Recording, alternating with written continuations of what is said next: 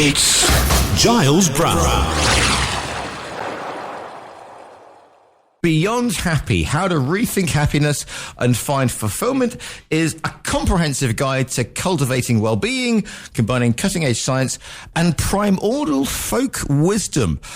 It's an interesting, a heady mix for a Monday. I'm delighted to say that I'm joined by the man with a huge smile on his face this morning, Mark Fabian, author of Beyond Happy. Morning to you, Mark. Morning. Thanks for having me on the show. And obviously the first question is, how are you feeling today? I'm doing really well. The weather in London is smashing. Really puts a smile on my dial. Yeah, because this is the main thing, because obviously climate has an awful lot to do with being happy. Now, this isn't one of these sort of woolly, get your wind chimes in order and make sure your dream catchers are polished in the morning, is it? This is a explain the thesis or the genesis of the idea behind Beyond Happy. It's a great question. Thanks for asking. So the book is, not about wellness, I guess, and it's not the sort of thing you'd find on TikTok necessarily. So it's a book I wanted when I was 18. I was depressed. I went to the bookstore looking for answers. I did find some, but they were kind of all over the place. Bit of mood management here, bit of nihilism there, mental health, community, all the rest of it. I've tried to put that into one place. So it's basically about trying to think about well-being as your life fitting together in a coherent way. And happiness is a big part of that. But you also want to be thinking a lot about your relationships, the kind of values that you're living out in your life, and this sort of stuff. Because you've studied this at university. I mean, you've done various postgraduate degrees, etc. with this. I mean, is there a formula? Is there a benchmark for happiness? Is it an X over Y plus Z at a little bit of stardust? I mean, how do you actually sort of measure us? Because happiness surely is a subjective thing. What might make me happy might make you sort of meh, as the kids say. It's a great question, Giles, but a very complicated one. So I hope you don't mind if I give you a slightly longer Go ahead, answer. Off we go. So I do study this at university. It's my profession. I look at it from different perspectives: psychology, philosophy, economics, all over the place. Some of my colleagues, especially in economics, they would say that there's a formula. They would say that we can measure people's life satisfaction. We ask them, how satisfied are you with your life on a scale from 0 to 10? And then we do some statistical analysis of what correlates with that, what causes higher numbers on that scale. I have some work on how I don't think we can really trust a lot of the data coming out of that sort of life satisfaction, but we have learned a lot from that sort of research. The other types of research that we get, especially out of psychology, is we just ask people a wider range of questions about things that we think matter to their well-being. So we ask them how autonomous they're feeling, whether they feel competent in their life, whether they feel loved and cared for, whether they've got love, these kind of questions. And again, we can explore the relationship between those sorts of things and whether people are in better moods, whether people feel they have meaning and purpose, whether people feel more themselves, like whether they feel more authentic, these kind of things. And then out of philosophy, we also get a lot more interest in the ethical side of well-being. So I would say that a big part of being happy and well in your life is that you feel like you're making a contribution, either in your community or you're doing something that is worthwhile. And that's something that the philosophers think about a lot. Is it, let's get rid of one of the old hoary ones, because we live in an age where we are constantly being told the next bright, shiny thing. And social media's got an awful lot to answer for this one, Mark, but the next bright shiny thing will reach us to that nirvana-like plane where everything is a big pink fluffy cloud, and we shall sort of run hand in hand with our partners in white floaty dresses through a field of tulips. However, this is lovely. Yeah, well, that's my personal thing anyway. And then there's obviously some dramatic music in the background. Are we being enticed, seduced, and otherwise pushed towards that which we can never retain, and therefore we're on a happiness treadmill, and it's always just out of reach? Yeah, so this is kind of how the book starts, that you are wired to always be, like, to not be able to sustain your good moods in the same way that you can't really sustain your bad moods. Like, it takes a lot to make someone chronically depressed. If your doctor's appointment is running late, you might get a bit irritated, but a few hours later, you'll be over it. The same sort of story is with your happiness. So if you're kind of trying to constantly be ecstatic, always having that feeling that you have when you're high at a party or something, then that's not going to work for you. So we need to try to set up the conditions in our life that our life keeps generating pleasant, fulfilling, and valuable experiences. And a lot of the book is about how to do that. And I think here, a lot of it is that primordial folk wisdom that you generously mentioned in your introduction. So I don't think that happiness and well-being is just over the next material or technological horizon, because humans have been able to be happy and well since time immemorial, and we want to excavate some of that wisdom that we've accrued over a long time. But here's the thing, because of the human experience, is it not unnatural or perhaps unrealistic to think that you are always going to be on a permanent high of happiness? I mean, again, I'll go back to, I'm living in the south of Spain. The weather is absolutely gorgeous. I am bombarded. There's an awful lot of real estate gets sold down here, okay? And there's an awful lot of Lamborghinis and Porsches and beautiful houses. And I am forever being bombarded with, hi guys, by some sort of blonde lady going, hi guys, here's lovely Marbella and everything. And everybody's walking around and they're happy. And obviously being a sort of dark and what twisted person I am, I just go, oh, for goodness sake. Is it not part of the human experience that we have to enjoy the highs, but also prepare for the lows? And that makes the happiness when it comes again, because life is a bell curve, that we will not always be happy, and to be permanently happy is either something chemically enhanced or just not good for us. Yeah, I think I broadly agree with that take.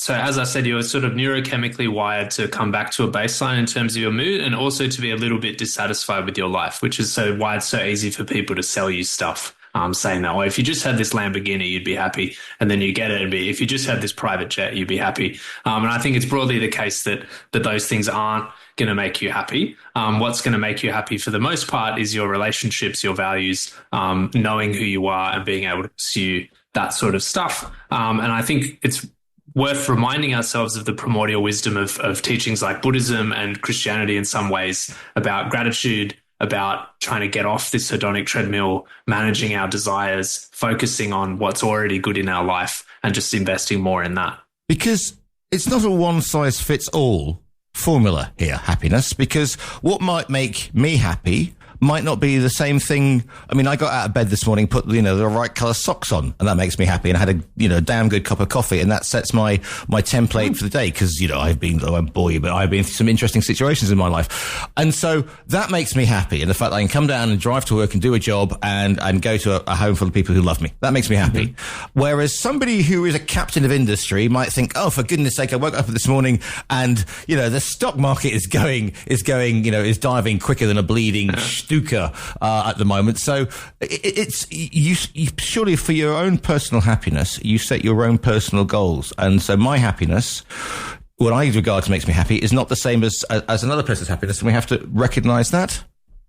Yeah, that's absolutely right. So the first part of the book, especially the first chapter, is all about turning inwards and learning to listen to your own advice. So turning off the influences, turning off the stock market, turning off all that sort of noise, and developing a better dialogue with yourself, especially with your emotions and your intuitions and these kind of things, and learning how to unpack the messages that you're getting there.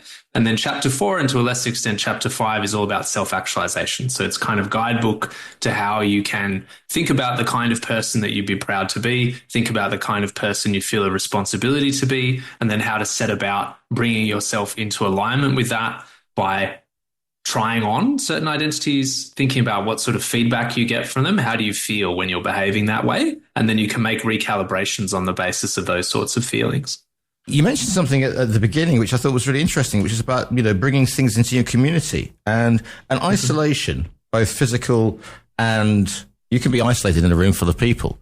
But putting stuff into your community and being involved, being a part, we do perhaps live in a world where we are convinced that, the strong, silent type or the enigmatic Garbo-esque figure is something to attain to. But actually, in reality, your happiness is a feeling of self-worth, and you get that from being involved and not being isolated. Yeah, I think that's exactly right. Humans are a social animal. I think it's also worth mentioning that in sort of evolutionary environments, when we are isolated and alone, we're basically dead. It's very quick for a cheetah to knock us out from behind the bushes or whatever. Whereas when we are in a group with other humans, with or without spears, we're basically an apex predator and no one can mess with us. So as a result of this kind of evolutionary environment and the fact that our main advantage as a species is that we are capable of very sophisticated cooperation, we have developed these basic psychological needs for feeling loved and cared for feeling like we belong to a community. That's a lot of where our self-esteem comes from. That's where guilt and shame come from, feeling like we are not contributing effectively to the group. And over the last 50, 70 years of Western culture especially, we've gotten extremely individualized, and we think about what am I going to achieve instead of thinking about what am I contributing to my community, in what ways am I being useful, how can I look out for other people in my community. And that's where we get that kind of social glue, and that's a huge part of well-being. Yeah, but I mean, what you're doing there is having to take a long hard look at yourself in the mirror and, spoiler alert, and stripping away the ego. Because you strip away the ego and go, I'm not happy because the world doesn't happen like I want it to, so therefore I'm not happy, and I'm going to go on social media and have a bleeding great argument with that person because I don't believe in them, rather than going, this stuff really isn't important. And so, well, as the saying goes, physician, heal thyself. You've got to really sort of get rid of the ego, and that is perhaps one of the keys. And it's one of the hardest things to do. You don't just, flick a switch and your ego is gone. Absolutely. There's a line that I really like, I think from a blog that I used to read a long, long time ago called Don't Be a Knob in Palestine, or something of that sort, which basically was looking at all these people who came to Palestine to sort of raise awareness, and they'd set up their own charity instead of joining one of the charities there. And the line is something like, join the movement, don't try to be the movement.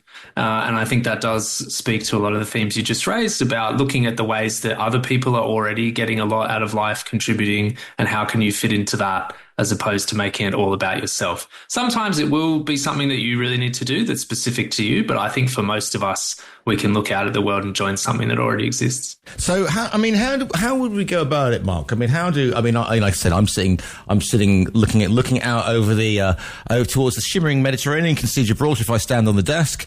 So life is pretty good, but so on a surface, it is all this peaches and cream. But I mean, how do we go getting that inner happiness, and I suppose it's contentment, isn't it? It's not just happiness as in I've got a big smile on my face and I'm whistling zippity doo dah, but it is the feeling of peace and contentment we're after as a baseline. Yeah, I think it is a feeling of peace and contentment, but I'd also add fulfillment there, and I'd also add purpose. And sometimes when we talk about purpose or significance, we think in very grand terms. We think about like, I'm part of the civil rights movement or something. It really doesn't need to be that grand. It can be just about how you contribute to your immediate interpersonal networks. So when you're talking about how to go about it, the first thought that I had was about a section in the book called On the Need for Priests. And I'm not talking about religious priests or preaching on the street corner. I'm talking more about recognizing that you're embedded in a social network and you know the people in that network better than people outside the network, like their therapists or their doctors or whatever. And you can think of ways that they can be beneficial to each other. So I think one of the main ways to restore community, to rebuild social bonds, is just for us to think about the ways we can put our friends together. Friends now. Friends community, because you can have thousands of friends. Again, social media, but it's cultivating real friends, isn't it? It's cultivating the friends that will stick to you when the proverbial hits the heating element. Mm-hmm. Yeah, absolutely. And I think that is difficult, but a lot of it is just about exposure and familiarity and spending time together. I have plenty of friends from my time at university who I don't think when I initially met them, I thought they were a person worth investing time in. But because we lived together at a dormitory, we played football together, we went to classes together. Gradually, we got to know each other and we started to share a lot of things, just shared experiences, shared values, shared attitudes to things. And on that basis, the friendship grows. I think this notion of familiarity and connecting with people just because they're in the same space as you is really important. And it's very distinct from, say, just connecting on Reddit to people who share your interest in zero waste culture or Labour Party politics or whatever it might be. The other thing is, and the more discerning listener may have gathered from your accent, Mark, that you're not actually from London and you're from Oz. And that is a culture that is outdoor, is known for cutting away the BS and generally having the sort of lifestyle that makes you intrinsically healthy and happy. I'm living in southern Spain. Trust me, the Spanish know how to live. So therefore, I've just got back from a fantastic wedding over the weekend and it put my faith in humankind right back up to 11. Are there certain cultures you think there are predisposed to happiness more than say if you're living in living in rainy West Ham, for example? You're pushing me here. I have to say, since coming to the UK, I do feel like British culture sometimes is its own worst enemy. There's a kind of meanness here, I think, particularly to the government, and this kind of really bad hangover from Protestantism where there's still this attitude, not just that you should be working, but that like you should be drudging, and that if you're not drudging, you're a loser, which seems kind of wrong to me. Like it's the drudging that's not good, and we should instead be looking for more kind of inspiring and nice ways of engaging in life. So I do think there are some cultures that are not particularly well suited to happiness, and I do think Australia is one that's very compatible with happiness for some of the reasons that you mentioned. So we're very irreverent. We don't take things too seriously, especially ourselves. So there's not that much ego. We do tend to socialize a lot outdoors, especially like the Spanish. We do tend to exercise a lot, although that's very bifurcated. So half of Australian culture is morbidly obese. Half of Australian culture is like only cares about the body and is obsessed with rocking out their six packs at the beach. And I think one of the most important things in Australia is this kind of egalitarianism that we have, that no matter, it's never about really distinguishing yourself from other people. There's a strong sense of solidarity and that we all want to recognize each other rather than separate from everybody else. We've got Protestant work ethic on the one hand and Catholic guilt on the other. So we're on a hiding. Yeah. You're on a hiding to nothing from that. I mean, what are you hoping, Mark, that people are going to learn and perhaps consider with Beyond Happy? The two main things for me, I guess, is that well-being is something that we do together. You're going to need to figure out who you are before you can effectively do well-being with other people. So the start of the book is very individualistic, but we move quickly into the communitarian aspect. And I think there's a lot of insights into how we can do that better and how we can recover many of the things that we've lost about how we do well-being together.